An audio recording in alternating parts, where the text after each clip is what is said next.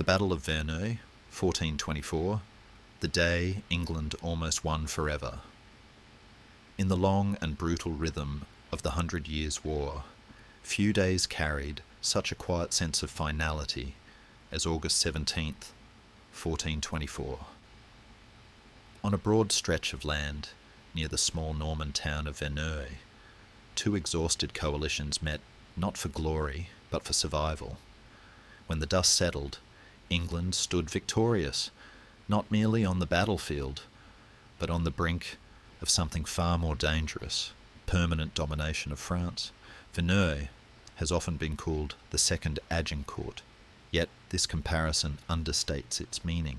Agincourt shattered French chivalry. Verneuil nearly erased French independence. A kingdom on the edge.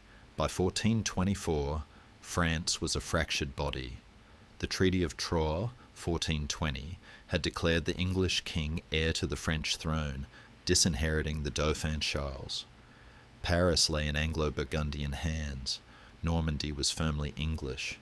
The north obeyed foreign rule, while the south clung to a dispossessed prince many believed cursed by defeat. England, by contrast, appeared unstoppable. Though Henry V was dead, his legacy endured through disciplined armies and ruthless commanders. The English did not merely fight France anymore, they administered it. Scotland, bound by its ancient alliance with France, watched this slow strangulation with alarm. If France fell, Scotland would stand alone against England. Thus, in 1424, Scottish troops crossed the Channel, determined to stop England on French soil or die there. The armies gathered near Verneuil. Two coalitions assembled. On one side stood the English army, commanded by experienced leaders, hardened by years of continental war. Their strength lay not in numbers, but in method. Longbowmen protected by stakes, men-at-arms fighting on foot, and commanders who had learned to let the enemy break themselves. Opposing them was a Franco-Scottish force, brave, numerous, and deeply divided in culture and command. Scottish infantry formed the backbone, fighting with grim determination. French nobles, still chasing the ideals of mounted honour, filled the ranks with banners and ambition. It was a dangerous combination, courage without cohesion. The battle begins. The fighting opened with artillery and skirmishing, but the outcome would be decided face to face. Both sides dismounted, understanding that cavalry charges against prepared infantry were a lesson already written in blood. The Scots advanced first. Their attack was fierce, disciplined, and initially successful. English lines bent under the pressure, and for a moment it seemed the tide might turn. The Scots pushed forward with brutal resolve, cutting down men who had once laughed at Agincourt's lessons. But victory in medieval warfare rarely belonged to the bold. It belonged to the patient. English longbowmen, positioned on the flanks, began their work. Arrows fell in dense storms, tearing into advancing formations, disrupting rhythm and morale. Meanwhile, English reserves held firm, refusing to panic, absorbing blows until the enemy tired. The French contingent attempted to turn the battle with a cavalry manoeuvre, but chaos followed. In the press of men and horses, French riders collided with their own infantry. What should have been a decisive strike became a disaster. At that moment, the English counterattacked. Slaughter at Verneuil. What followed was not a rout, but a grinding annihilation. The Scots fought to the last. Entire units were surrounded and cut down where they stood. Commanders fell, banners disappeared, and resistance collapsed into isolated pockets of defiance. French nobles died beside common soldiers, their armour no shield against knives and mallets. By nightfall, the field was silent except for the wounded. The casualties were staggering. Thousands lay dead, including nearly the entire Scottish leadership in France.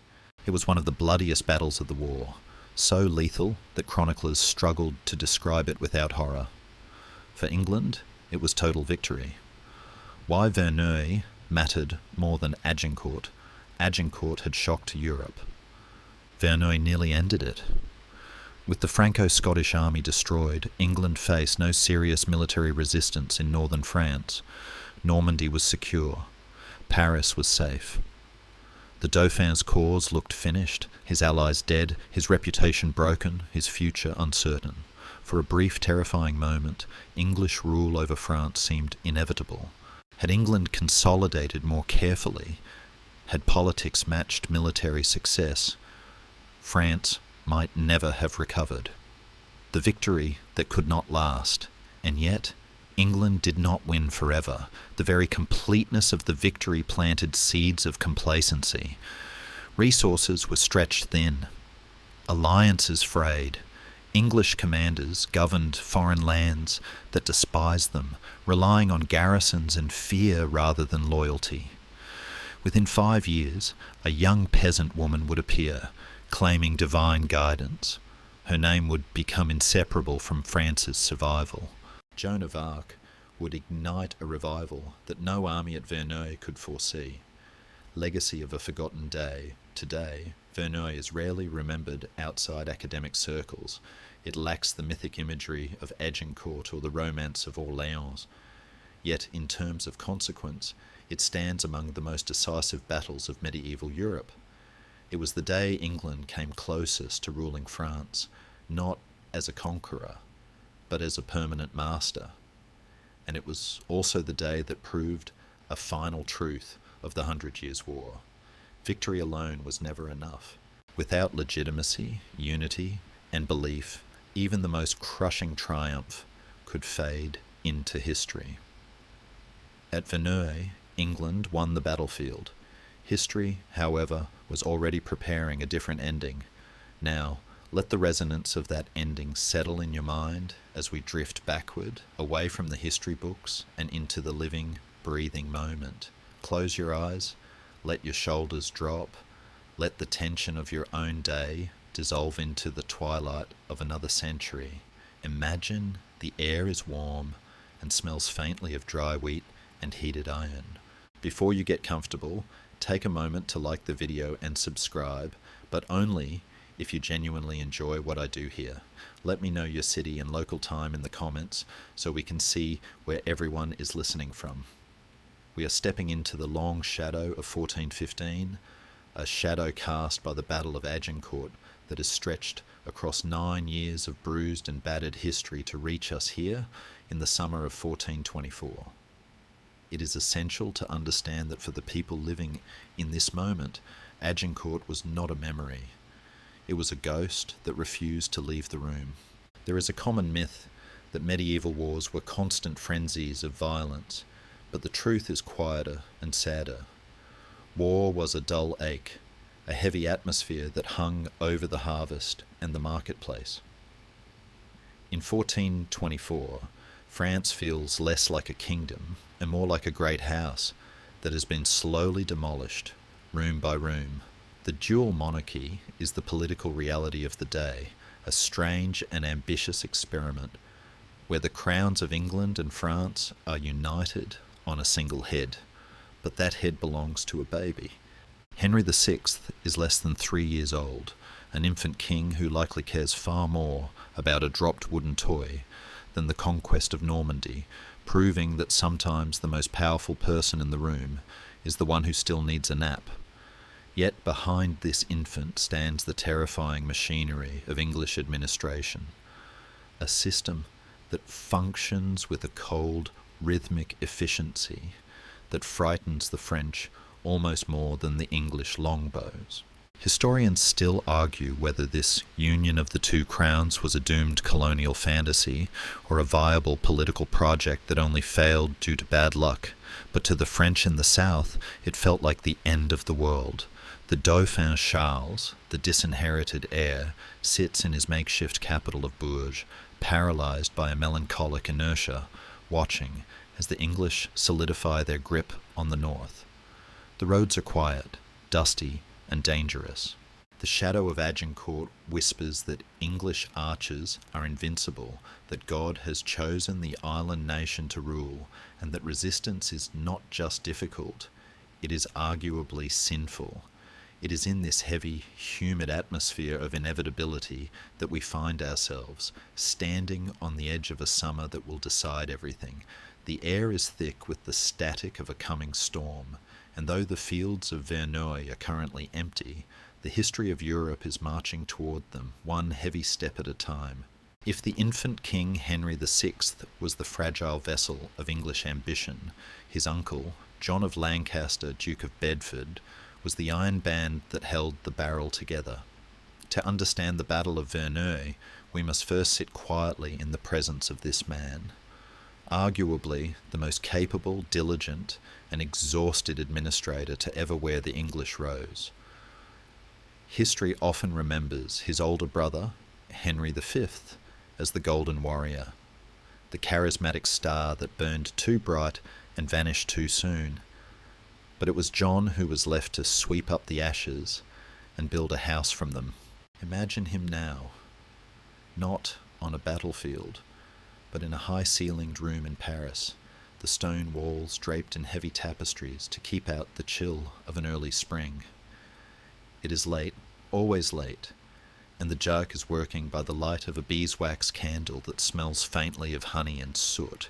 He is 35 years old, a man in the prime of his life, yet his eyes likely carry the heavy, bruised look of someone who manages the affairs of two kingdoms, while his relatives seemingly do their best to unravel them. There is a specific kind of fatigue that comes from being the only responsible adult in a room full of squabbling nobles, a feeling that transcends the centuries, making the Duke relatable to anyone who has ever had to organise a complex family dinner where half the guests are currently at war with one another. Bedford's task was impossible on paper. He had to rule a conquered France, not as a tyrant, but as a legitimate successor, convincing the sceptical Parisians that being English was actually a wonderful career opportunity. Historians still argue whether Bedford truly believed in the dual monarchy, the idea that England and France could permanently merge, or if he was simply too stubborn to let his brother's dream die, but there is no debating his effectiveness. He was a man of method, of ink-stained fingers and precise ledgers, a ruler who understood that a well-supplied bakery did more to pacify a city than a regiment of archers. Under his watch, Paris was cleaner, safer, and quieter than it had been in decades, a fact that annoyed the French chroniclers to no end, as they preferred their oppressors to be incompetent villains rather than efficient bureaucrats.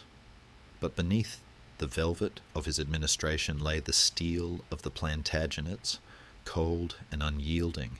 He knew that the legitimacy of his nephew, the baby king, rested entirely on the perception of invincibility.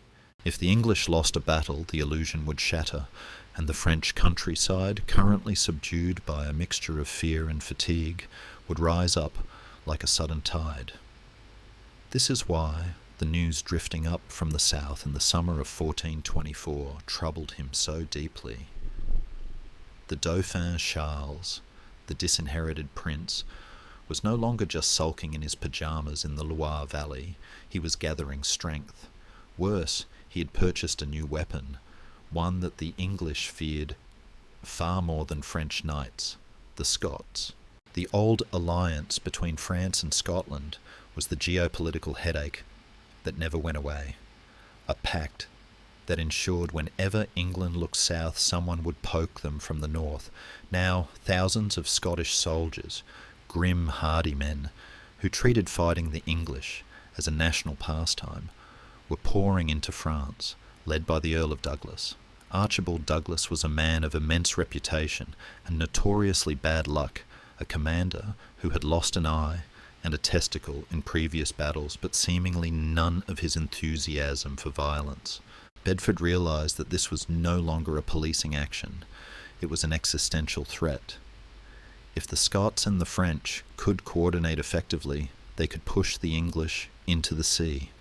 The Duke of Bedford stood from his desk, the heavy oak chair scraping against the floor, a sound that echoed like a gavel in the silence of occupied Paris.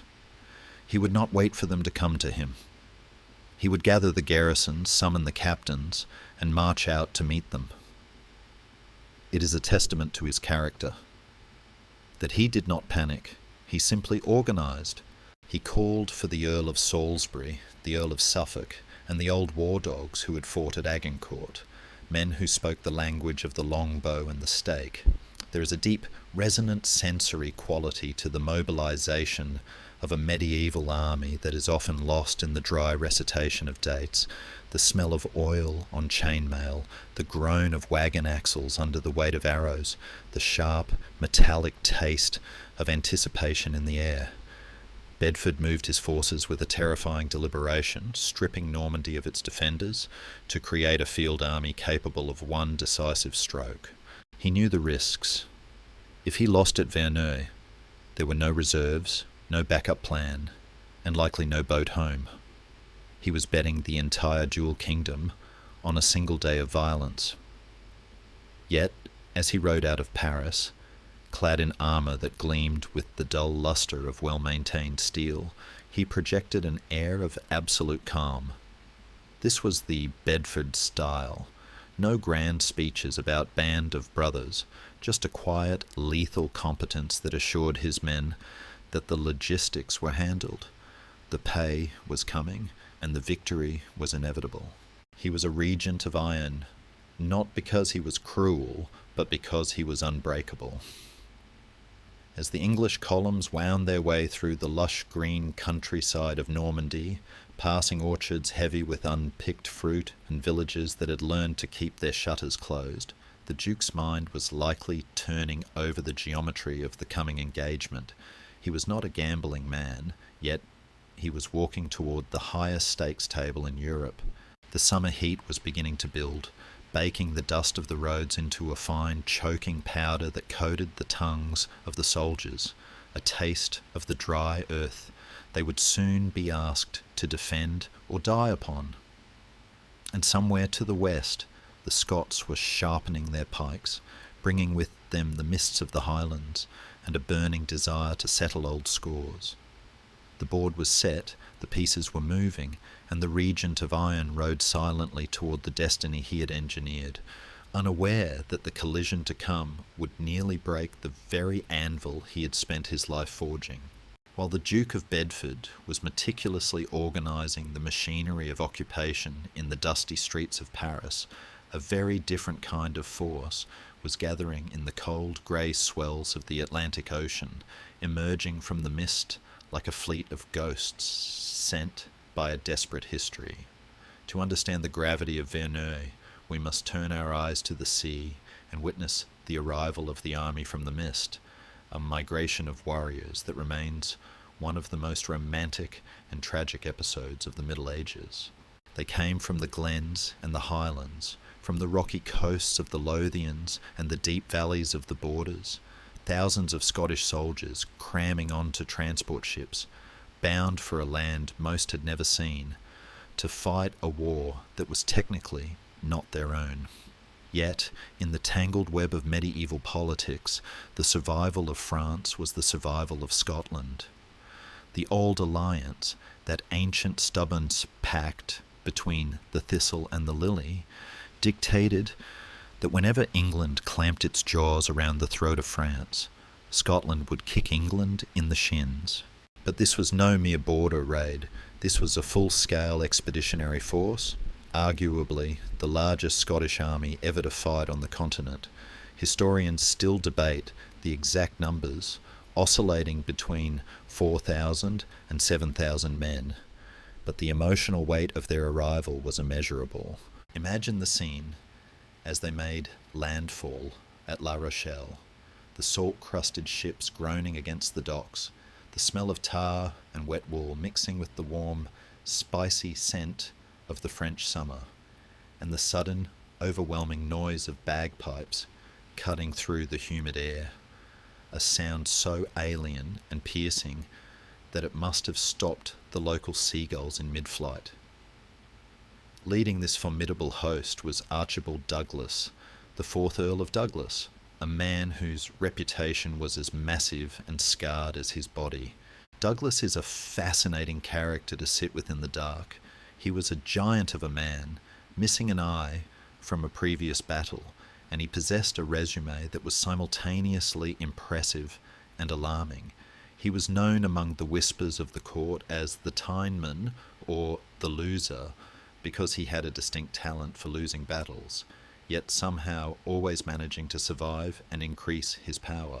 The French, in their desperation, chose to overlook the losing battles part of his CV and focused entirely on the brings thousands of terrifying friends part, greeting him not as a mercenary, but as a saviour.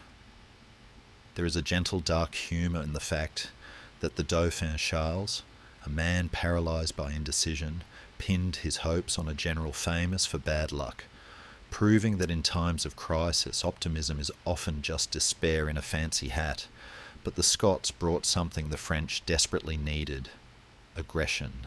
While the French nobility had been psychologically shattered by Agincourt, terrified of the English longbow and the mud, the Scots harboured a fresh, uncomplicated hatred for the Southerners. They did not care about chivalric nuance. They came to break heads. As this army of the mist marched inland, leaving the coast for the rolling vineyards of the interior, they created a sensory clash of cultures that was both jarring and heartwarming.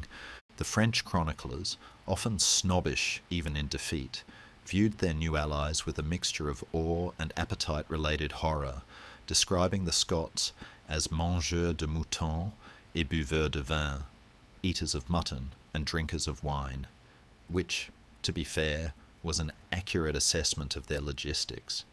The Scots, used to the damp chill of the north, found themselves marching through a heat that felt like a physical weight, wearing armour that baked them in their own sweat, yet they marched with a rhythmic pounding discipline that shook the ground.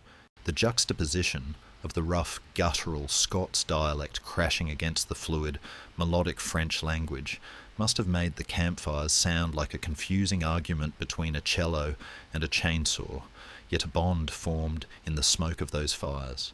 The Dauphin, grateful beyond measure, showered Douglas with titles, naming him the Duke of Touraine, effectively giving a Scottish warlord a chunk of central France, a reward that was both incredibly generous and entirely theoretical, since the English currently occupied the neighbourhood next door. But beneath the drinking songs and the bestowal of titles, a deep melancholic current ran through the ranks of the Scots. They were far from home, walking on earth that felt too soft under their boots, under a sky that was too blue, fighting for a king they did not know. There is a profound vulnerability in the mercenary or the allied soldier, the realization that if he falls into foreign soil, his grave unmarked by the heather or the familiar grey stones of his ancestors. They were the army from the mist, and like mist, they were destined to eventually evaporate under the harsh sun of August, but for now they were solid, loud, and terrifyingly alive. As they linked up with the French forces, the sheer visual contrast was striking. The French knights in their polished plate, obsessed with the latest fashion in helmets, riding alongside the Scottish men-at-arms who favoured heavy mail, axes, and a grim refusal to die. It was a marriage of desperation, a patchwork army stitched together with hope and the promise of English plunder. The Earl of Douglas, looking out of his remaining eye, saw an opportunity to rewrite his legacy, to finally be the hammer that broke the English anvil. He did not know that he was marching toward a field that would become the graveyard of his nation's nobility. The tragedy of the Scots at Verneuil is not just that they lost, but that they came so far with such fierce loyalty, only to be trapped in a game they couldn't win. As the combined army began its slow, lumbering movement north towards the English positions, the laughter around the campfires grew a little quieter, the sharpening of swords a little louder. The mist had cleared, the ocean was far behind them, and ahead lay only the dusty road and the waiting English line. They were the wild card, the unpredictable element that kept the Duke of Bedford awake at night, and as they marched, the ground trembled with the heavy, rhythmic heartbeat of a doomed but defiant courage, moving inexorably toward the silence that awaited them. While the Scots were drinking French wine and marching toward their destiny, we must quietly slip away from the camps of war and travel south, across the river Loire, to the city of Bourges. Here, in the heart of what was mockingly called the Kingdom of Bourges, we find the man at the centre of this swirling hurricane, a figure so motionless he almost seems painted into the background. This is the Dauphin Charles, the future Charles VII, a man who, at 21 years old, carried the weight of a fallen kingdom on shoulders that always seemed a little too narrow for the task. To understand the stakes of Verneuil, one must feel the stifling atmosphere of his court, a place trapped in a suffocating bubble of anxiety, poverty, and indecision. Charles is one of history's great enigmas. Was he a lethargic coward, or a patient genius waiting for the perfect moment? In 1424, the jury was very much out, and the verdict was leaning heavily toward lethargic coward. Imagine him sitting in a borrowed palace, wearing clothes that are royal, but perhaps a season out of fashion, surrounded by courtiers who are terrified that the payroll is going to bounce. He was a prince, disinherited by his own parents. His mother, Isabeau of Bavaria, had famously and scandalously declared him illegitimate to clear the path for the English succession. This maternal betrayal left a deep, festering wound in his psyche, a nagging doubt about who he really was. Was he the King of France, or just a bastard pretender hiding in the south? This crisis of identity paralysed him. While Bedford was building an administration and Douglas was marching an army, Charles was often found staring out of windows, trapped in a depression so deep it felt like a physical illness. The air in Bourges was thick with intrigue and desperation. The treasury was so empty that the Dauphin, reportedly, had to pawn his own jewellery to buy dinner, a humiliating reality for a man meant to be God's anointed ruler. Yet around this stillness, a storm of voices raged. His court was a snake pit of rival factions, each general and advisor pulling him in a different direction. Some urged caution, whispering that to risk battle was to risk the last shred of sovereignty he possessed. Wait, they said, the English will tire, the money will run out, God will provide. Others, the war party, screamed for action, pointing to the Scottish reinforcements and the growing unrest in Normandy. Strike now, they argued, before the English root themselves so deep we can never pull them out. It was a cacophony of fear and ambition, and Charles stood in the centre, a silent pale ghost, listening to everyone and answering no one. This is the human vulnerability at the heart of the high politics, a young man crushed by a legacy he didn't ask for, terrified that his next decision would be the one that ended France forever. It is hard not to feel a pang of sympathy for him. While Henry V was winning battles, Charles was winning the contest for most likely to have a nervous breakdown, and then there was the arrival of the Scots. When Archibald Douglas marched into his presence, a one-eyed giant dripping with rain and confidence, it must have felt like a jolt of electricity hitting a stagnant pond. The Scots brought not just swords, but a brash, loud energy that the gloomy court of Bourges desperately lacked. They didn't care about the Dauphin's neuroses. They just wanted to know where the English were. Douglas, with the subtlety of a siege engine, essentially bullied the War Council into action. He was named Lieutenant General of the King's armies, a title that effectively handed the keys of the French military to a foreigner, a move that delighted the Scots and horrified the native French captains. The friction was immediate and palpable. The French nobles, men like the Count of Aumale and the Viscount of Narbonne, were proud, touchy, and deeply suspicious of these rough northerners who drank their wine and stole the best billets. It was a clash of styles. The Scots wanted a brawl, the French wanted a manoeuvre, and the Dauphin just wanted the shouting to stop. Historians still argue whether Charles actually ordered the army to fight at Verneuil, or if he simply lost control of his own generals, letting the momentum of the Scots drag the kingdom into battle. The evidence suggests the latter, a drift into war, rather than a march. As the army finally departed, leaving the safety of the Loire to cross into English-occupied territory, Charles remained behind. This was standard practice for kings, but it reinforced the image of his passivity. He watched them go, the banners of the fleur-de-lis snapping in the wind alongside the bloody heart of the Douglas, and one can imagine the knot of dread in his stomach. He had wagered everything he had, every coin, every soldier, every scrap of credibility. On a roll of the dice, he wouldn't even be there to witness. The King of Bourges retreated back into his shadow, waiting for the messenger who would bring either salvation or the end of his dynasty. The silence he left behind was heavy, the kind of silence that fills a house when everyone has gone, leaving only the ticking of a clock and the suffocating question, "What have I done?" It is a poignant reminder that history is not just made by the men with swords, but also by the men who stay behind, waiting in the dark to see if they will still be kings in the morning. The tragedy of Charles in 1424 is that he had surrendered his agency to the momentum of events. He was no longer the driver of the carriage, but merely a passenger, holding his breath as the wheels rattled faster and faster toward the cliff edge of Verneuil. The grand, dusty column of the Franco-Scottish army left the paralysis of Bourges behind and marched north, moving with the heavy, clanking momentum of a beast that smells blood.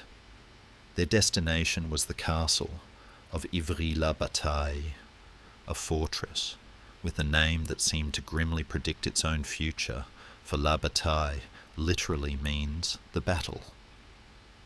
It was here that the peculiar and deadly etiquette of medieval warfare transformed a siege into a scheduled appointment with death. To understand why armies would agree to meet on a specific Tuesday to kill each other, we must suspend our modern understanding of war as a chaotic free-for-all and view it through the lens of the 15th century, where conflict was often treated like a high-stakes lawsuit decided by God. The English commander, the Earl of Suffolk, had been pounding the walls of Ivry for weeks, but the garrison was stubborn. In a moment of chivalric negotiation that feels almost absurd to the modern mind, the two sides struck a deal. The garrison promised to surrender if they were not relieved by August 15th, the Feast of the Assumption. This was the journée, a binding contract of honour. It effectively put an entry in the calendar of every soldier in France. August 15th, 9 a.m, save the castle or go home. The Franco-Scottish army, led by the fierce Duke of Alençon and the formidable Earl of Douglas, marched to keep this appointment, believing they could sweep the English besiegers aside before the deadline expired. But the Duke of Bedford, sitting in his web of intelligence in Paris, had read the same calendar. He did not merely send reinforcements, he brought the entire English field army. As the French and Scots crested the final ridge overlooking the valley of Ivry, expecting to find a panicked English siege force, they were instead greeted by a sight that surely made the blood drain from their faces. The English were not scrambling, they were waiting. Bedford had arrived days earlier, a master of punctuality who treated war with the administrative rigour of a tax audit. He had positioned his troops in a flawless defensive formation, likely utilising the gentle slopes and natural choke points of the terrain to ensure that any attack would be suicidal. The English archers had already driven their sharpened wooden stakes into the ground, creating a portable forest of thorns that no cavalry could penetrate. It was a trap, elegant in its simplicity and terrifying in its quietness. The Franco-Scottish commanders reined in their horses, staring across the sun-baked gap at the English lines. The heat of August was beginning to settle in, a shimmering haze. that distorted the air and made the distant armour of the English knights gleam like liquid mercury. The silence of the standoff was heavy, broken only by the buzzing of summer flies and the nervous stamping of horses who sensed the tension in the reins. Here lay the agonizing reality of the journey. The French had arrived to save the castle, but to do so, they would have to charge directly into a meat grinder. The debate that erupted among the Allied commanders was furious and hushed. The Scots, burning with the desire to fight, likely argued for an immediate assault, their blood boiling at the sight of the English banners mocking them from the valley floor. But the French nobles, remembering the muddy slaughter of Agincourt, hesitated. To attack a prepared English position was to invite disaster. While they argued, the clock ticked mercilessly toward the deadline, and then the moment broke. On the morning of August 15th, with the relief army watching helplessly from the hills, the gates of Ivry opened. The garrison, bound by their word and seeing that their saviours were paralysed by the English tactical advantage, marched out and surrendered. The English flag was hoisted above the keep, a snap of fabric that echoed like a gunshot across the valley. It was a humiliation of the highest order, a psychological checkmate delivered without a single arrow being loosed. The Duke of Bedford had won the first round simply by showing up early. The Franco-Scottish army was now left with a terrible choice: stay and fight a battle they hadn't chosen, or retreat and look like cowards. The mood in the Allied camp turned venomous. The Scots felt betrayed by French caution. The French felt the Scots were suicidal maniacs. But out of this friction came a plan that was either a stroke of genius or a desperate gamble. If they could not save Ivry, they would steal something else. Intelligence reached them that the town of Verneuil, some 30 miles to the west, was lightly defended. If they could take Verneuil, they would still have a victory to show the Dauphin, a prize to justify the expense of the army. And so, they executed a manoeuvre that historians still argue about today. Was it a feigned retreat, a brilliant piece of misdirection, or was it simply a confused army wandering away from a bad situation? Regardless of the intent, the result was effective. They turned their backs on Bedford and marched hard for Verneuil. To sell the deception, the Allies employed a trick that feels ripped from a storybook. As they approached Verneuil, they took the English heralds they had captured, or perhaps dressed their own men in captured English tabards, and rode up to the town gates shouting, "Long live the King of England! The Duke of Bedford has defeated the French at Ivry." The townspeople of Verneuil, likely confused and terrified, saw the English colours and the confident soldiers, and threw open the gates to welcome their victorious countrymen. One can only imagine the sinking feeling in their stomachs when the English soldiers rode in, dropped the accent, and revealed themselves to be very Scottish and very angry. The town fell without a fight. The Allies had their prize. They had snatched Verneuil from under Bedford's nose, turning a humiliating standoff into a strategic coup. But the Duke of Bedford was not a man who enjoyed being tricked. When he realised the French had slipped away to Verneuil, he did not return to Paris. He turned his army around. The hunter became the tracker. The English columns, disciplined and grim, began the march west, following the dust cloud of their enemies. The trap at Ivry had technically failed to catch the army, but it had succeeded in locking the two forces into a collision course. The avoidance of battle at Ivry only guaranteed that the reckoning, when it came, would be total. The manoeuvring was over. There were no more castles to trade, no more dates to schedule.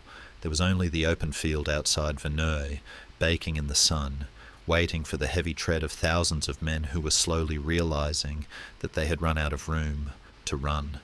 The air grew thicker, the jokes fewer. The playful deception of the town capture faded into the cold reality that Bedford was coming, and this time he would not stop at the bottom of a hill. The trap had moved. The cage was no longer a valley, but the open plain, and the door was swinging shut. The sun rose on the morning of August 17th, 1424, like a tyrant asserting its dominion over the earth before the first bugle even sounded. We must pause here to feel the physical weight of this day, for the Battle of Verneuil was not fought in the abstract cool of a history book, but in the suffocating, dusty reality of a French midsummer. The heat was an invisible enemy that pressed down on both armies, a heavy, humid blanket that turned steel armour into portable ovens and made the simple act of breathing a labour. Imagine standing in a wheat field that has been baked dry by weeks of sun. The stalks are brittle, snapping underfoot with a sound like breaking bone, and the ground is so hard it rings like stone under the strike of a hoof. The air is still, dangerously still, and filled with the chirping of insects that seem indifferent to the fact that thousands of men have gathered to kill one another. It is in this sensory crucible, amidst the smell of crushed dry grass and the salty tang of nervous sweat, that the tragedy of Verneuil begins to take its final shape. The English had arrived the evening before, appearing on the horizon as a dark metallic smudge that slowly resolved into the orderly lines of a terrifying machine. The Duke of Bedford, ever the pragmatist, did not order a chaotic night attack. Instead, he halted his army a few miles from the town, allowing his men to rest and, crucially, to drink. He knew that dehydration would kill a soldier as surely as a sword, a lesson in logistics that many dashing commanders often forgot until their men were fainting in the shield wall. The English camp was quiet, disciplined, a place of murmurs and prayer. But inside the walls of Verneuil, the night of the 16th had been a fevered dream of debate. The Franco-Scottish Council of War was a clash of egos that mirrored the coming battle. The prudent move, the one that military textbooks would have recommended, was to stay inside the town. Verneuil had walls. Walls are good. They stop arrows and horses. To sit behind stone and let the English bake in the sun while you drank wine in the shade was a strategy that appealed to the survival instincts of the French captains. But the Earl of Douglas was not a man for walls. To a knight of his temperament, hiding in a town was a form of cowardice, a betrayal of the chivalric code that demanded one face his enemy in the open field, the champ d'honneur. Moreover, the sheer size of the Allied army worked against them inside the narrow streets. They were too many, cramped and restless, like a tiger pacing in a crate. The Scots, itching for a fight, argued that their numbers, estimated at nearly 14,000 to the English 9,000, guaranteed victory if they could just bring their weight to bear. Why hide? They likely challenged their French allies, when we can crush them and end the war by sunset. It is a scholarly debate that persists to this day. Was it Scottish arrogance that led them all out of the city, or was it a tactical necessity to deploy their cavalry? Regardless of the reason, the decision was made. They would not wait to be besieged. They would march out. So, as the sun began its ascent on the 17th, the gates of Verneuil groaned open. One can imagine the sound, the screech of iron hinges that signalled the abandonment of safety. The Allied army poured out onto the plain north of the town, a vast glittering river of steel and colour. It must have been a magnificent and terrifying sight. The Scots took the place of honour on the right, a dense forest of pikes and axes, their banners hanging limp in the heat. The French, under the Count of Aumale and the Viscount of Narbonne, took the left, their mounted knights adjusting their lances and wiping sweat from their eyes. They formed a single, massive line, a wall of flesh and iron stretching across the dry fields, defying the English to approach. Opposite them, the English began their own slow ritual of deployment. Bedford moved his men into position with the calm of a chess player setting up a board. He dismounted. This was a critical, psychological gesture. By getting off his horse, the Regent of England was telling his men, "I am not going anywhere. I will stand on this dirt with you, and I will live or die on my feet." The English knights and men-at-arms followed suit, sending their horses to the rear.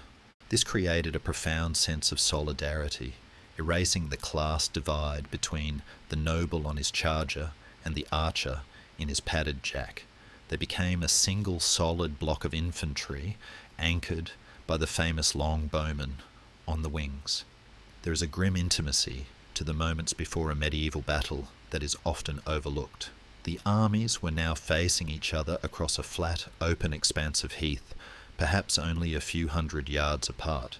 The distance was short enough to shout insults, to see the individual heraldry on a shield, to notice that the enemy was just a man who was also squinting in the glare. The dust kicked up by thousands of boots hung in the air, coating the tongues of the soldiers with a gritty reminder of the earth they stood on. It was a landscape of waiting. The flies were likely unbearable, drawn by the scent of so many bodies, buzzing around the eye slits of helmets, a tiny maddening torture that no amount of armour could prevent. The geography of the battlefield at Verneuil was deceptively simple, a flat plain bordered by woods on the English right and the town of Verneuil to the south. It offered no cover, no high ground, no clever ravines to hide an ambush.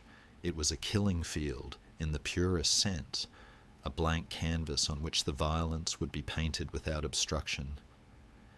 As the morning wore on, the heat intensified, shimmering off the armour plates until the horizon danced. The thirst must have been agonizing. Men stood in their ranks, sweating into their padding, the salt stinging their eyes, waiting for the signal that would release the tension. And yet, for hours, nothing happened. This is the strange, suspended reality of the dust of August. Neither side wanted to make the first move. To attack was to disorder your ranks, to tire your men before the clash, to brave the storm of arrows or the wall of pikes. So they stood there, two great leviathans staring each other down in the blazing sun. It was a test of nerve as much as strength. The English, outnumbered, were content to wait, trusting in their defensive formation. The Allies, confident in their mass, hesitated to wreck their beautiful alignment. It was a silent, sweltering standoff, a collective holding of breath that stretched the nerves to the breaking point. The silence of thousands of armed men is a heavy, unnatural thing, filled with the rustle of dry grass and the beating of one's own heart. They were all waiting for the spark, the shout, the trumpet, the single loose arrow that would turn the tableau into a tragedy. The dust settled on their shoulders like a shroud, and the sun climbed higher, indifferent to the fact that for thousands of these men it was the last noon they would ever see. As the sun hangs high and heavy over the waiting armies, a different kind of heat begins to radiate from the Franco-Scottish lines, not the warmth of the day, but the friction of bruised egos. We must now zoom in, past the sweating faces of the common soldiers, to the cluster of mounted banners where the commanders are gathered. Here, in the shadow of the fluttering flags, we witness the fatal flaw of the Allied force, the pride of captains. It is a tragic truth of medieval coalition warfare that an army with two heads is often less effective than an army with none. The English across the field are unified by a terrifying simplicity. Bedford speaks, and the army moves. But on the Allied side, the chain of command is less a hierarchy and more of a heated argument between heavily armed relatives. The tension centres on the uneasy marriage between the Scottish professionals and the French nobility. The Earl of Douglas, technically the Lieutenant General of the King's armies, holds the baton of command. In a rational world, his orders would be final, but the Viscount of Narbonne, a French noble with a lineage as long as his temper, is struggling with the indignity of taking orders from a man he likely views as a glorified foreign mercenary. To the French aristocracy, war is an extension of social standing, a theatre where one performs acts of valour to prove one's worth. To the Scots, war is a job that needs to be finished so they can get paid. These two philosophies are currently grinding against each other like gears with sand in them. Historians still debate the exact words exchanged in this dusty council of war, but the sentiment is clear. The Scots, wary of the English longbows, likely advocate for patience or a coordinated, methodical advance. They know that charging pell-mell into prepared positions is exactly what the English want, but Narbonne and the other French captains are vibrating with impatience. They see the English army sitting there, smaller, seemingly vulnerable, mocking them with silence. To wait is to show fear. To wait is to let the sun bake the vigour out of their men. The argument grows louder, voices rising above the clatter of armour. It is a scene of almost farcical dysfunction. While the English are checking their bowstrings and saying their prayers, the Allied generals are essentially having a shouting match about who is in charge. There is a grim, soft humour to be found here, if one looks closely. Organising a medieval French army was often less like military science and more like herding cats that are armed with swords and deeply concerned about their social status. The concept of precedence, the right to lead the vanguard, to strike the first blow, was a deadly obsession. To be in the second row was an insult, and so the tactical plan begins to unravel before it is even stitched together. Narbonne, flushed with heat and indignation, reportedly snaps. He declares that he will not obey the command to wait. He shouts that he is going to fight the enemies of the king, implying that anyone who stays behind is a coward. It is the timeless sound of male pride overruling common sense. With a defiant gesture that is both heroic and catastrophic, Narbonne turns his horse, or perhaps signals his dismounted men, and begins to move. He orders his banners forward. The French contingent, seeing their leader advance, lurches into motion. It is not a disciplined march, it is a contagion. The movement ripples down the line, a sudden jagged tear in the fabric of the army's formation.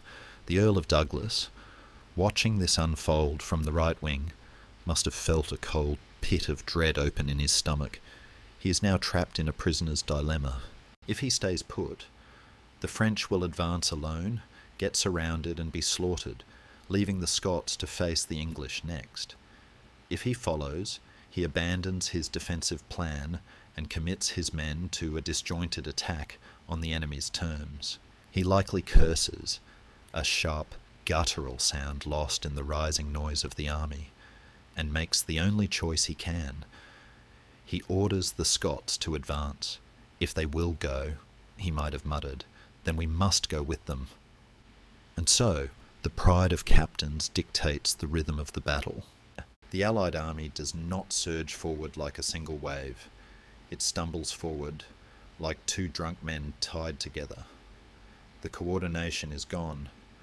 The French on the left and the Scots on the right are moving at different speeds, driven by different motivations. The gap between them, a physical manifestation of their disunity, begins to open and close like a breathing lung. The English, watching this ragged approach from across the field, must have tightened their grip on their weapons. They have seen this before at Crécy, at Poitiers, at Agincourt. They know that when the French lose their patience, the English usually win the day. The tragedy of this moment is palpable. Thousands of men are walking toward the English line, believing they are part of a grand strategy, unaware that their movement was triggered by a nobleman's tantrum. The dust rises in a choking cloud, obscuring the vision so that many soldiers can see nothing but the back of the man in front of them. They march to the beat of a fractured drum. The silence of the morning is finally broken, not by the roar of a unified charge, but by the disjointed clatter of an army tripping over its own ego. As they close the distance, The dust of August becomes a fog of war, and the opportunity for a tactical victory evaporates, replaced by the brute, simple reality of a collision. The captains have made their choice, and now the soldiers will pay the price. The pride has been served. The slaughter can begin. Across the sun-baked strip of land, the English army watched the Franco-Scottish advance with the terrifying stillness of a predator that has already set its trap. We must now shift our perspective to stand among the men in the padded jacks and iron helmets, the English longbowmen. To understand why England, a small island nation with a fraction of France's population, could dominate the battlefields of Europe for a century, one must look not at the knights, but at these archers. They were the princes of the bow, men who had trained since childhood until their skeletons literally deformed under the strain of the draw, a fact confirmed by modern archaeologists who have studied the twisted spines of war dead. In 1424, they were the undisputed masters of ballistic violence. As they watched the disjointed Allied line stumble forward, there was likely no panic in their ranks, only a grim calculation of range and wind. They stood behind a peculiar and deadly invention, the stake. Each archer carried a 6-foot wooden pole, sharpened at both ends. Before the battle, they had hammered these into the hard earth, angling them forward to create a chevaux de frise, a portable forest of spikes designed to impale any horse foolish enough to charge them. It was a simple, brutal piece of engineering that transformed an open field into a fortress. The archers stood among these stakes like gardeners in a patch of thorns, checking their bowstrings, ensuring their arrows were stuck point down in the dirt for rapid firing. There is a specific tactile dread in this preparation, the feeling of the beeswax on the string, the roughness of the yew wood, the dry mouth that comes from knowing you are about to try and stop a moving wall of iron with a piece of wood. The Allied army was closing the distance, 500 yards, 400.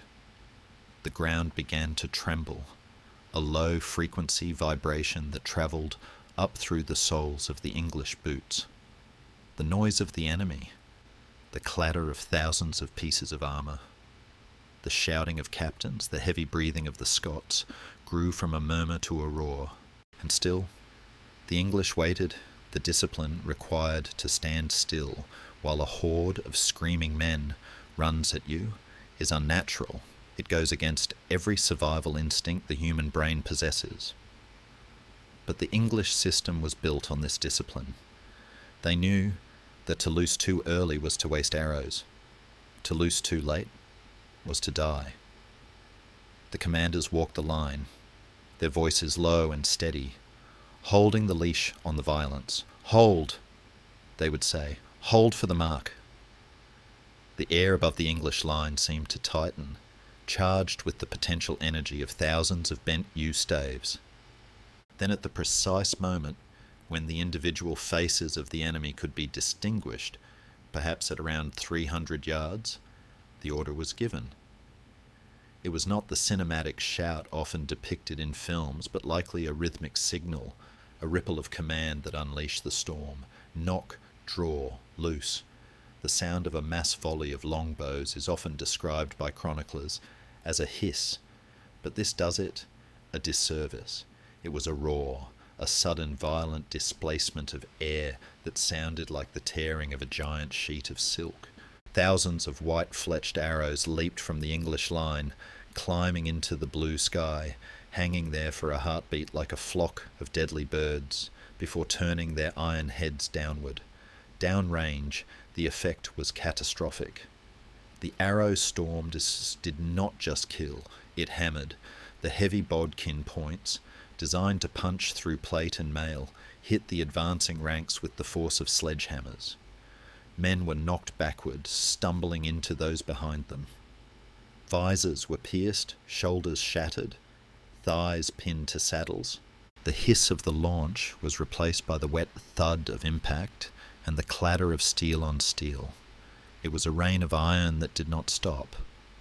As the first volley landed, the second was already in the air. A good archer could loose 10 to 12 arrows a minute. With thousands of archers, the English were putting tons of metal into the air every few seconds. The front of the Allied line simply evaporated. But the Franco-Scottish force was vast, and it had momentum. The survivors stepped over the fallen, heads down, leaning into the storm, as if walking into a gale. The Scottish infantry, in particular, were famously tough. They lowered their heads and pushed on, protected by heavy armour and a stubborn refusal to be impressed by archery. This is where the myth of the invincible longbow meets the gritty reality of 1424. Arrows could kill, but they could not always stop a determined rush of armoured men. The Scots and French shouting their war cries. St. Denis and Douglas crashed through the zone of death, leaving a trail of bodies behind them, and reached the English line. The collision was sickening. The front ranks of the Allies slammed into the wall of stakes, and the English men-at-arms waiting behind them. The momentum of the charge was arrested by the wood and the bodies. Horses screamed as they impaled themselves on the sharpened logs. Men were thrown from their saddles, landing in the dust, only to be set upon by English daggers. The elegant geometry of the archers' defence collapsed into the chaotic brawl of close-quarters combat. The bowmen, their arrows spent or the enemy too close for shooting, dropped their bows and drew their sidearms, swords, axes, and heavy lead-weighted mauls. They swarmed out from behind their stakes, fighting not as distant executioners, but as light infantry, hammering at the stunned knights who had survived the approach. It was a scene of utter bedlam. The air was thick with dust and the copper scent of blood. The wall of stakes had done its job. It had broken the impetus of the charge, stripping the Allies of their coordination and speed. But the battle was far from over. The sheer weight of the Allied numbers was now pressing against the English line, bending it back, threatening to snap the thin ribbon of defenders. The arrows had thinned the herd, but the bull had still arrived in the china shop, and it was angry. The English, who had stood so still, were now fighting for their lives in a crushing press of bodies, where the only thing that mattered was the man in front of you and the ground beneath your feet. The long-range duel was finished. The intimate work of killing had begun. While the centre of the battlefield churned into a bloody slurry of mud and iron, a different kind of storm was brewing on the edges of the plain. To understand the precarious nature of the English position, we must tear our eyes away from the grim, stationary shoving match in the centre and look to the flanks, where the speed of the battle was about to accelerate violently. Here, amidst the swirling dust and the confusion, we witness the entry of the Lombards, the Italian heavy cavalry mercenaries hired by the French crown to add professional weight to their noble enthusiasm. These were not the hot-headed knights of the French court who fought for honour and ladies' favours. These were men of business, professionals from the condottieri companies of northern Italy, who viewed war as a complex financial transaction involving high risks and high rewards. Their armour was the finest Milanese steel, rounded and polished to deflect blows, and their horses were draped in heavy caparisons, turning them into moving fortresses. The English line was anchored, as we have seen, by the archers and their stakes. But the English formation had a flaw. It was a line, not a box. Its flanks were vulnerable to a wide, sweeping manoeuvre, and this is exactly what the Allied commanders had planned. The Lombard cavalry, along with mounted French detachments, were tasked with the grand encirclement. Their orders were simple and devastating. Ride wide, bypass the deadly frontage of the stakes, smash into the exposed sides of the English archers, and roll up the enemy line like a wet carpet.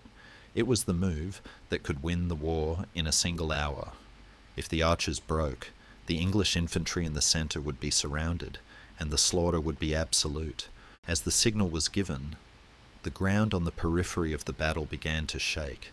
The charge of heavy cavalry is a sensory overload that is difficult to describe to a modern mind used to the mechanical hum of engines. It is a biological roar, the thundering of thousands of hooves striking the hard earth in unison, a sound that is felt in the chest before it is heard in the ears. The Lombards spurred their mounts, moving from a trot to a canter to a gallop. They did not charge directly at the stakes, they were too smart for that. Instead, they swung wide, a great arc of steel sweeping around the edges of the English position like a scythe. The English archers on the extreme flanks must have watched this manoeuvre with a sudden cold clarity. They were the masters of the direct fire zone, but against a flanking force that refused to play by the rules of frontal engagement, they were dangerously exposed. They likely tried to redeploy, to turn their line to face the new threat, but a longbow formation is a cumbersome beast to pivot. Before they could fully reset their stakes or bring their volume of fire to bear, the Lombards were upon them. The impact was not the grinding collision of the infantry centre, it was a shattering breakthrough. The Italian cavalry hit the edges of the English line with the force of a landslide. There were no stakes here to stop them, only men in padded jacks holding wooden bows. The Lombards crashed through the thin crust of the defence, their lances and swords carving a path of ruin. For a terrifying moment, the English flank dissolved. Archers were ridden down, scattered, or forced to flee toward the baggage train. The integrity of the English formation, so carefully engineered by the Duke of Bedford, was ruptured. Chaos reigned. The air was filled with the screams of men and horses, the clatter of shattered wood, and the triumphant shouts of the mercenaries. To an observer watching from the walls of Verneuil, it must have looked as though the English army was disintegrating. The invincible longbowmen were being overrun, the path to the English rear lay open. This was the decisive moment, the turning point, where a battle transforms from a contest into a rout. If the Lombards wheeled inward, if they turned their horses to the left and slammed into the backs of the English men-at-arms fighting the Scots, the Battle of Verneuil would be over. The English would be crushed between the Scottish anvil and the Lombard hammer. But here, the chaotic nature of medieval command intervened. The Lombards were charging with such velocity, such unstoppable momentum, that they effectively rode through the battle. They punctured the English line and kept going, like a bullet passing through a body. In the dust and the adrenaline, the tactical awareness required to stop, turn, and engage a new target was lost. They were driven by the instinct of the charge, the need to keep moving, to escape the tangle of bodies. And perhaps deep in the professional, calculating minds of the mercenaries, there was another thought. They had done their job. They had broken the line. They had survived the contact. Why risk their necks turning back into the melee when the English camp and its unguarded wagons lay just ahead? For the English commanders near the breach, this was a moment of heart-stopping terror. They saw the flank crumble, saw the enemy cavalry pour through the gap like water through a burst dam. They likely shouted orders that went unheard, trying to patch the hole with reserves that did not exist. The psychological shock of being outflanked is profound. It triggers a primal urge to run, to protect one's back. A ripple of panic began to spread through the English ranks, a whisper that the day was lost, that the trap had snapped shut on them, and yet the collapse did not come. The English line bent, it tore, but it did not break. The discipline of the veterans held the centre together, even as the wings frayed. They fought on, trusting that their flanks would somehow hold, or simply too busy fighting the Scots to notice the disaster unfolding behind them. The Lombards, having delivered their thunderbolt, were now galloping into the English rear area, leaving a wake of confusion, but failing to deliver the death blow. It was a charge of the Lombards that succeeded too well, a breakthrough that was so clean, so fast, that it removed the attackers from the fight just as effectively as it had removed the defenders. The dust swirled in the gap they had left, a testament to a missed opportunity that would haunt the French for centuries. The door to total victory had been kicked open, but in the heat and the noise, no one had remembered to walk through it. The battle would not be decided by a brilliant cavalry manoeuvre after all, but by the grim, suffocating crush in the centre, where the Scots were still pushing, and the English were still holding, and the outcome hung on the razor's edge of endurance. The battle had now contracted. The sweeping arcs of cavalry and the distant geometry of archery had dissolved, leaving only the dense, suffocating reality of the centre. Here, in the space between the banners, the forest of pikes took root.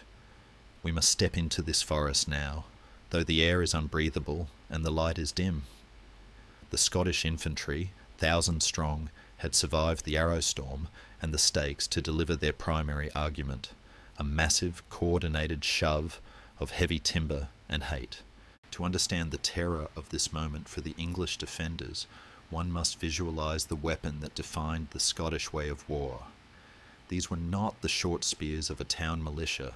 They were long, heavy pikes, held in dense ranks, creating a bristle of iron points that extended 12, 15 feet in front of the bearers. When levelled, they formed a moving wall that offered no gap, no handhold, and no mercy.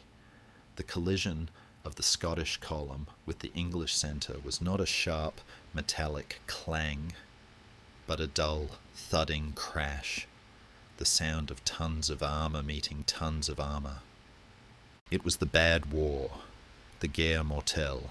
In the chivalric code of the day, knights of different nations might fight with a certain professional courtesy, often sparing noble prisoners for ransom, but between the English and the Scots, there was no such etiquette. There was only centuries of border raids, burned villages, and a deep ancestral loathing that turned every battle into a grudge match. The English knew that the Scots would not take prisoners. The Scots knew the English would likely hang them if they surrendered. This knowledge stripped the fight of any romance and left only a desperate, feral need to kill the man in front of you before he killed you. The English men-at-arms, dismounted and fighting with pole-axes and cut-down lances, found themselves trapped in a wrestling match against a porcupine. The Scottish pikes pressed against their shields and breastplates, pinning their arms, forcing them backward step by agonizing step.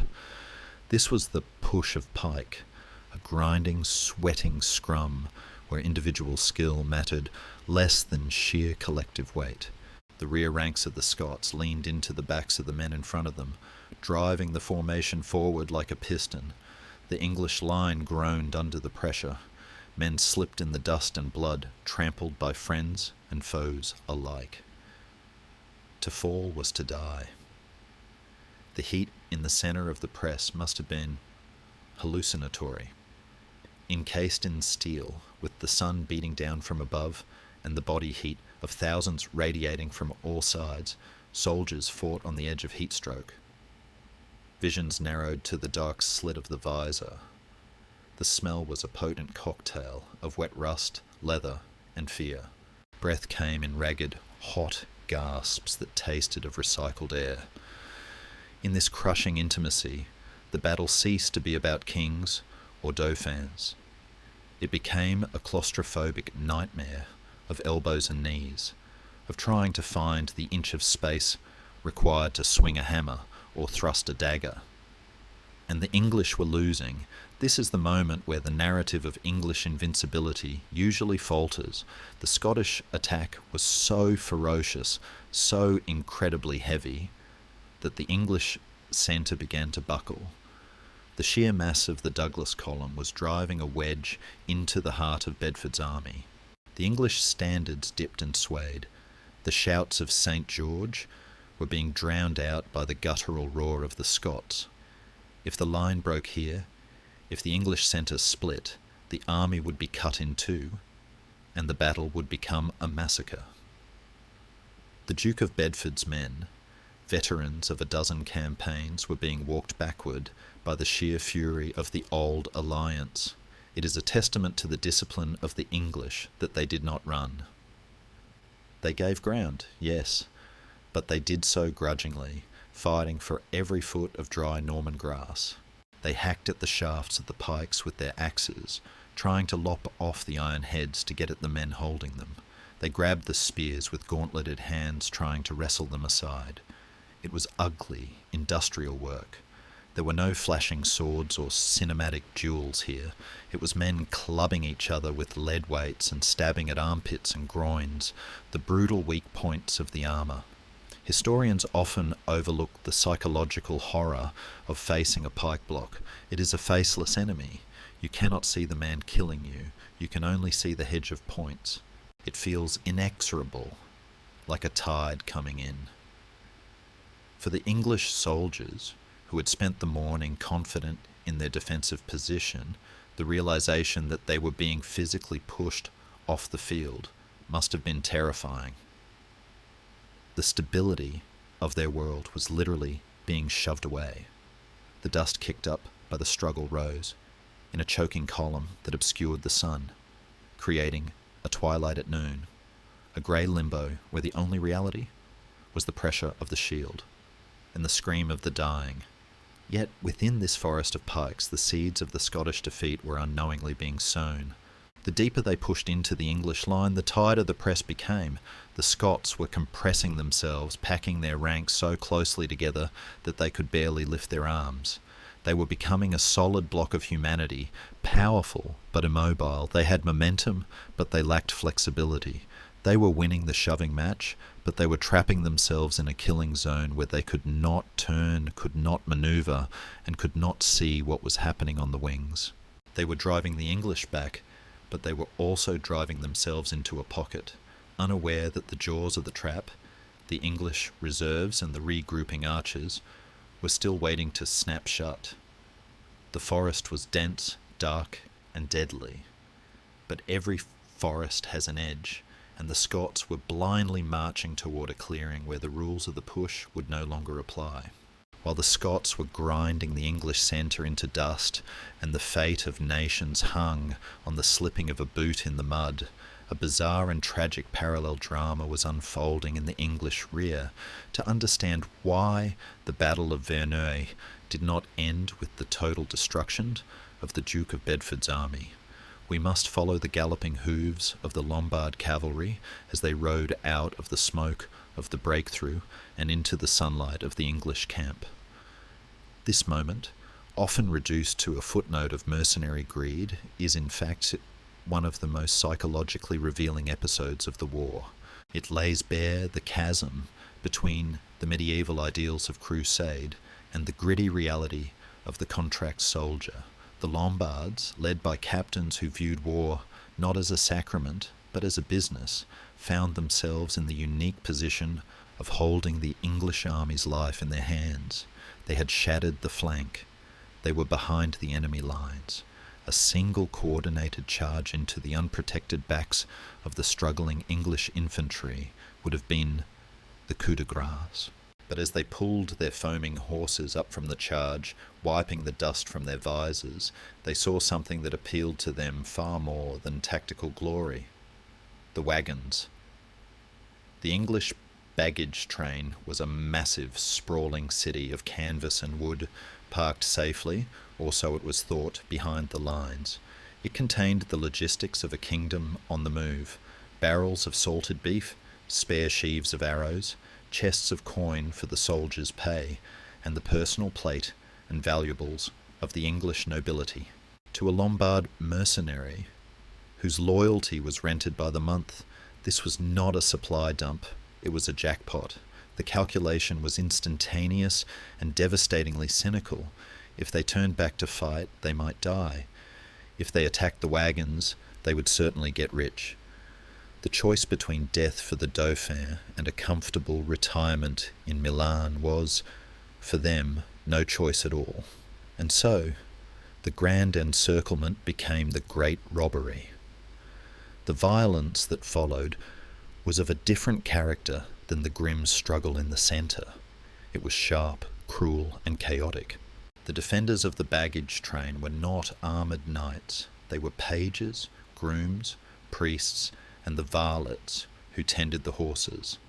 They were boys holding the reins of their masters' chargers, old men mending boots, and camp followers cooking the evening meal. When the heavy cavalry descended upon them, it was a massacre. The Lombards rode through the camp with the ruthlessness of wolves in a sheep pen, cutting down anyone who stood in their way, not to win a battle, but to clear a path to the loot.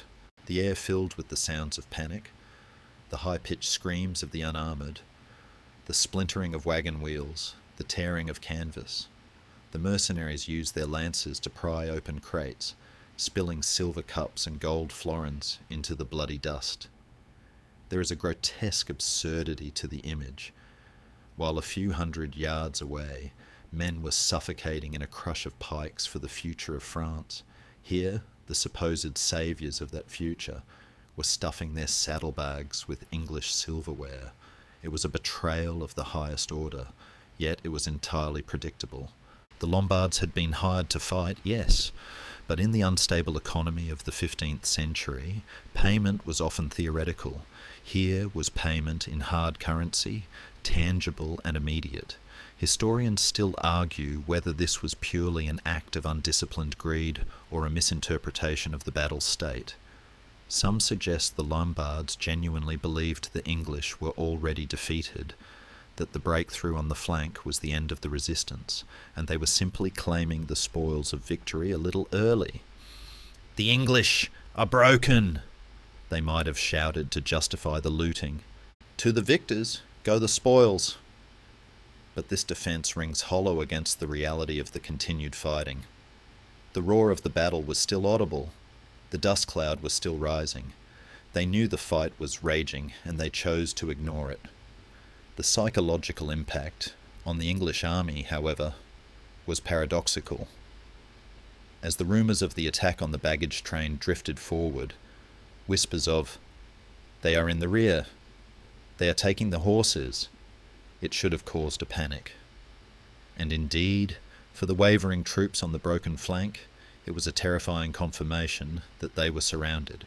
But for the commanders and the hardened veterans in the centre, the looting provided a strange, grim relief. The hammer blow they had been dreading, the charge into their backs, never came. The noise behind them was not the sound of an approaching army, but the sound of a riot. The pressure on their rear did not materialise. Bedford, fighting in the centre, likely didn't know why he wasn't being attacked from behind, only that he wasn't. The fog of war here worked in England's favour. The Lombards' greed had effectively removed the Allied cavalry from the chessboard. They had taken the Queen, so to speak, and used it to capture a pawn. As the mercenaries loaded their horses with plunder, they began to drift away. Having secured their prize, they had no intention of risking it by re-entering the fray. They rode off, back toward the horizon, leaving the baggage train burning and the pages dead, effectively resigning from the battle with their pockets full. For the Scots, who were still locked in the deadly embrace of the pike push, this was the ultimate betrayal. They had banked everything on the French and Italian cavalry clearing the flanks. They were pushing the English back, waiting for the signal that the encirclement was complete. They did not know that their cavalry support was currently riding away with the English payroll. The Scots were fighting a battle of attrition they thought was a prelude to victory, unaware that it had become a lonely last stand. The looting of the wagons stripped the Allied army of its mobility and its shock power, leaving the infantry exposed and unsupported. As the dust of the departing Lombards settled, a strange quiet descended on the English rear.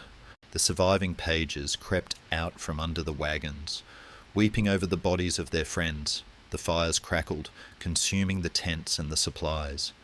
But the line, the all-important line, remained unbroken. The English rear was open, vulnerable, and completely empty of enemies. The great threat had neutralized itself. The tragedy of the moment is searing. The Lombards won their personal war, securing wealth and survival while ensuring that their allies would face annihilation. It is a harsh lesson in the economics of mercenary warfare. Loyalty is a line item in a contract, and on that dusty afternoon in August, the English baggage train simply made a better offer.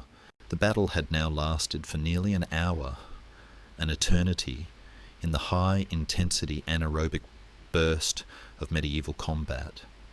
The field was no longer a tactical map of lines and manoeuvres. It was a single heaving organism of pain. And at the very heart of this organism, where the press was tightest and the air tasted of copper and dust, we find the man who had spent his life in the shadow of his brother's glory.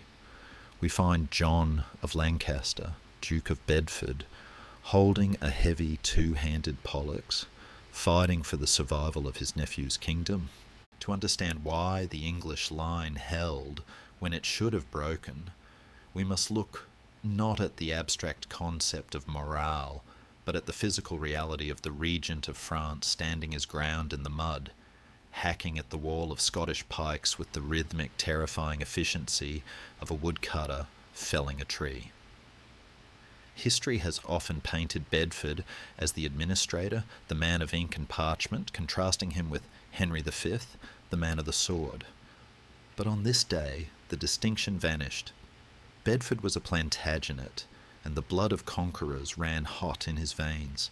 He fought on foot, surrounded by his household knights, a visual anchor for the entire English army. There is a profound psychological power in seeing the man who signs the paychecks and wears the ducal coronet, risking his life in the chaotic scrum of the front line. It tells the common soldier that everyone, from the lowest archer to the regent himself, is in the same leaky boat. If Bedford stood, they stood. If he swung, they swung. The weapon in his hands, the poleaxe, was the supreme tool of the armoured duel. It was a brutal piece of engineering, a steel head featuring an axe blade for crushing, a hammer for stunning, and a sharp spike for piercing the gaps in plate armour. In the hands of a man of Bedford's size and strength, it was devastating. Chroniclers speak of him that day with a mixture of awe and horror, describing him as having a great axe and dealing blows that no man could withstand. Imagine the sensory violence of it, the deafening clang of the axe head striking a helmet, the shock travelling up the arms, the grunt of effort as he wrenched the weapon free to strike again. He was not directing the battle anymore. He was enduring it. He was the regent's axe, a living symbol of the English refusal to yield. As the Scots continued their grinding push, a subtle shift began to occur in the geometry of the fight. The Scots, in their eagerness to crush the English centre, had pushed forward into a deep convex curve, a bulge into the English line. But because they had packed themselves so tightly to achieve this, and because their flanks had failed to clear the English wings, they had unknowingly walked into a kill-sack. The English line was bending, yes, but it was wrapping around the Scots rather than snapping. The archers on the wings, having survived the Lombard charge and seeing the enemy cavalry depart with the loot, now shook off their dazed confusion. They looked at the struggling mass in the centre and realised they had a target that they could not miss. The archers dropped their bows, useless now in the swirl of the melee, and picked up their mauls, swords and axes. They did not charge into the front of the Scottish pikes, they charged into the sides. The Scots, locked in a forward struggle with Bedford's men-at-arms, suddenly felt the terrifying impact of a flank attack. Lightly armoured, fast and vicious, the English archers swarmed the edges of the Scottish formation like wasps attacking a bear. They hammered at the exposed sides of the knights, drove daggers into the armpits of the pikemen, and hamstrung the horses of the few mounted French nobles who remained. The momentum of the battle stopped. The great forward heave of the Scots lost its energy as the pressure on their flanks intensified. The push became a squeeze. So the Scots were no longer advancing, they were being compressed from three sides. The front was blocked by the iron wall of Bedford's household, the flanks were being chewed apart by the archers. The classic English tactical puzzle, the herding of the enemy into a dense, unmanoeuvrable mass, had solved itself once again. Inside the Scottish ranks, the realisation of the trap must have been agonising. The Earl of Douglas, fighting somewhere in the vanguard, would have felt the change in the air. The shouts of triumph turned to shouts of warning. The space to swing a sword disappeared. Men were pressed so tightly together that they could not lift their weapons to defend themselves. They were trapped in a crush of their own making, unable to go forward, unable to retreat. Panic, the great contagion of the battlefield, began to flicker through the ranks. It started not as a rout. There was nowhere to run, but as a paralysis. Bedford, sensing the slackening of the enemy's pressure, raised his voice, a hoarse, ragged shout that cut through the din. He ordered the counterattack. The English line, battered and bloody, took a step forward. Then another. The regent's axe led the way, stepping over the bodies of the fallen, driving the Scots back into the suffocating embrace of the encirclement. It was a moment of supreme catharsis. The defenders became the aggressors. The anvil became the hammer. The frustration of the morning, the heat, the fear of the cavalry, it all crystallized into a single brutal drive to finish the job. The slaughter that followed was mechanical in its efficiency. The Scots, proud and stubborn, refused to surrender, and the English, remembering the bad war, offered no quarter. The fight dissolved into hundreds of small, desperate tragedies. A knight slipping in the blood and being overwhelmed, a pikeman dropping his weapon to beg for mercy, and finding none, a banner falling into the dust and being trampled by English boots. Bedford, his armour dented and smeared with the grime of war, continued to fight, his axe rising and falling like the gavel of a terrible judge. He was sealing the verdict of Verneuil in blood. The tragedy of the Scots was that their courage had worked against them. Their ferocity had carried them deep into the trap, and their honour would not let them break out of it. They were dying where they stood, compressed into a shrinking island of defiance. The army from the mist was evaporating, not into the air, but into the earth, and presiding over this grim dissolution was the Duke of Bedford, the man who had proved that the administrative mind could also be a warrior's heart, and that the most dangerous thing on a battlefield was not a knight in shining armour, but a man with a job to do and an axe to do it with. The sun began to dip lower, casting long, distorted shadows across the field, but the work of the day was not yet done. The final silence was coming, but first the bill for the Old Alliance had to be paid in full. The sun, having witnessed enough, began its descent behind the western hills, casting long bruised shadows across the plain of Verneuil. As the light faded, the deafening roar of the afternoon, the clashing of steel, the screaming of horses, the guttural shouts of the dying, slowly dissolved into a low, mournful drone. This was the silence of evening, a sensory shift so profound that it often left survivors ringing with a phantom noise, a tinnitus of violence that would last for days. The dust which had hung in the air like a thick choking curtain finally began to settle, coating the living and the dead alike in a unified grey shroud. We must walk carefully now, for the ground is treacherous. The centre of the battlefield, where the forest of pikes had met the regent's axe, was no longer a field, it was a human dam. The chroniclers tell us that the Scots fell where they stood, maintaining their ranks even in death.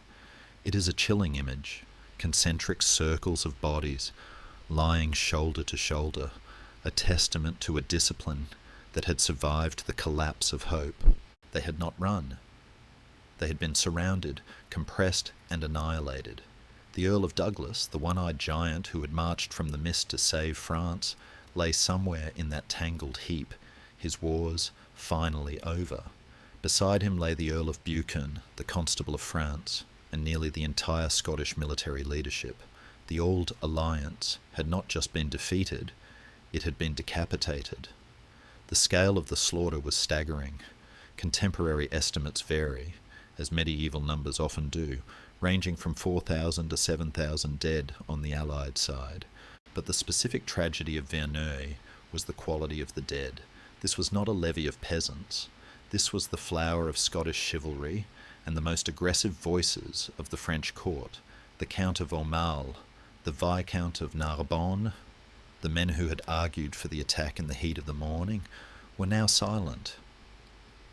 Their pride, their arguments, and their banners were all trampled into the same bloody mud. The English heralds, moving through the twilight with their ledgers to count the noble dead, must have felt a grim sense of finality. They were not just counting bodies, they were crossing off the names of England's most dangerous enemies. For the English, the evening brought a profound, trembling exhaustion. They had won, but the margin of victory had been terrifyingly thin.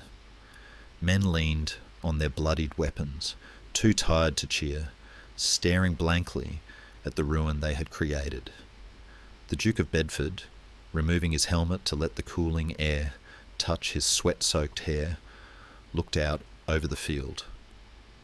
He had gambled for the dual monarchy on a single day, and the dice had landed in his favour, but there was no triumphal parade, no wild celebration. Instead, the surviving English troops likely did what soldiers have done after every battle in history.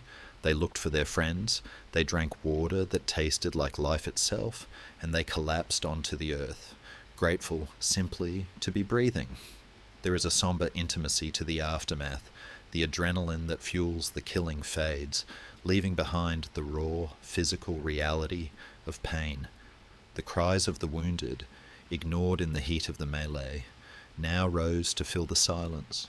The English surgeons, barbers and butchers by trade began their grim work by lantern light. The looters, those who had not fled with the Italians, crept back out like jackals to strip the armour from the dead, a final indignity to the noblemen who had ridden out that morning in silk and steel. In the distance, the remnants of the French army were fleeing south, carrying the news that would shatter the Dauphin's heart. The disaster was total. The army from the mist was gone. The kingdoms of Bourges was defenceless. To the observers in the twilight, it must have seemed as though the war was effectively over. England held the field, the capital, and the crown. The resistance had thrown its best punch, a massive, coordinated hook of Scottish iron and French courage, and England had taken it on the chin and remained standing. Yet, amidst the tragedy, there is a strange, quiet beauty to the scene. The natural world, indifferent to human folly, continued its rhythm.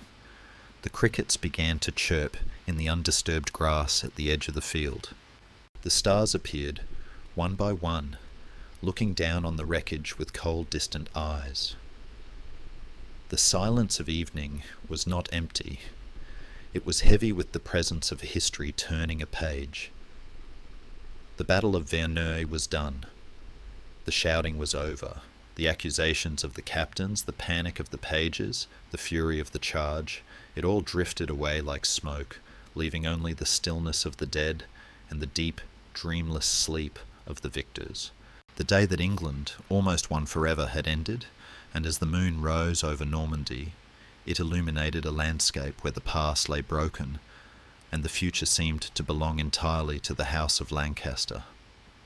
But in the dark, unseen and unheard, the seeds of a different future were already waiting for the rain.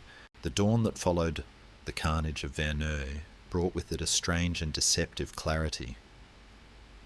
The English victory was absolute, the kind of triumph that makes mapmakers reach for their inkpots to redraw borders. From the ramparts of the occupied Paris to the quiet villages of Normandy, the message was clear. The dual monarchy was not a temporary occupation. It was the new reality. The Duke of Bedford, having washed the blood from his hands, returned to the business of ruling with renewed authority.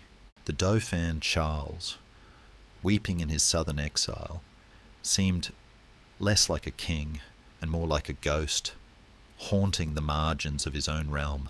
The ghost of the future seemed to wear an English crown, but history is a trickster, and the moment of greatest strength is often the moment the foundation begins to crack. While England celebrated its zenith, the victory at Verneuil was quietly planting the seeds of its own undoing. The sheer completeness of the win bred a dangerous complacency.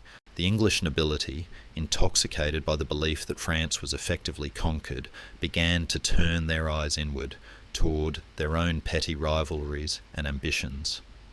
The unifying pressure of a dangerous enemy was gone, and without it, the cracks in the English coalition began to widen. Resources that should have been used to secure the countryside were squandered or withheld. The Regent of Iron, Bedford, found himself fighting a new war, not against Scottish pikes, but against the apathy of his own people who believed the job was already done. And then there was the silence in the south. The destruction of the Scottish army had stripped the Dauphin of his military strength, but it had also stripped him of his excuses. He could no longer rely on foreign mercenaries to fight his battles. He was backed into a corner so tight that his only option was to look for a miracle. In the rational, brutal world of 1424, miracles were not part of the strategic calculation. But 5 years later, in the muddy obscurity of a village called Domremy, a teenage girl began to hear voices. Joan of Arc did not command an army of thousands like the Earl of Douglas. She did not possess the administrative genius of Bedford. She brought something that had died on the field of Verneuil: belief. The English had defeated the bodies of the French, but they had failed to conquer their souls. Verneuil had proved that France could not be saved by the sword alone.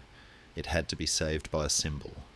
The Maid of Orléans would rise from the ashes of the defeat, rallying a nation not with tactics, but with a spiritual fire that no longbow could extinguish. The English, so confident in their mastery of the material world, of logistics, archery, and sieges, would find themselves helpless against a force they could not understand. So, as we stand at the end of our journey, looking back at the sun-baked fields of 1424, we see Verneuil not just as a battle, but as a pivot point in the great wheel of time. It was the high water mark of the English tide, the day the waves crashed highest against the shore, before beginning their long, slow retreat. The thousands who died there, the stubborn Scots, the proud French, the disciplined English, did not die in vain. They were the architects of a history that would eventually birth two distinct nations, each forged in the fire of their conflict. The day England almost won forever is a reminder that forever is a word history does not understand. Empires rise, they crest, and they fade, often turning on the smallest of moments: a delayed charge, a stolen wagon, a whispered prayer. Verneuil was the end of one era and the silent, violent beginning of another. The ghosts of that hot August day still linger in the archives and the soil, whispering the oldest lesson of all, that even in the deepest darkness of defeat, the dawn is always waiting to break. And now, let the heavy curtain of history fall gently back into place. We have walked through the dust and the fire, stood alongside kings and archers, and felt the heartbeat of a century long past. But the journey is over. The noise of the battle has faded into the quiet hum of your own room. The heat of that August sun has cooled into the comfort of your pillow. Let your mind release the tension of the timeline. Let the dates and the names dissolve like mist over the Scottish Highlands. You don't need to remember the strategy or the politics now. All that remains is the feeling of having travelled, of having seen, and of having returned safely. Think of the stillness of the field after the armies have gone, the quiet earth, the soft wind, the peace that always returns, no matter how fierce the storm. That peace is yours now. The past is a story we tell to understand ourselves, but the present is a gift of rest. You are safe. The world is turning slowly, rhythmically, carrying you toward tomorrow. Let your breathing deepen. Let the shadows lengthen and soften. The story is done. The book is closed. Sweet dreams.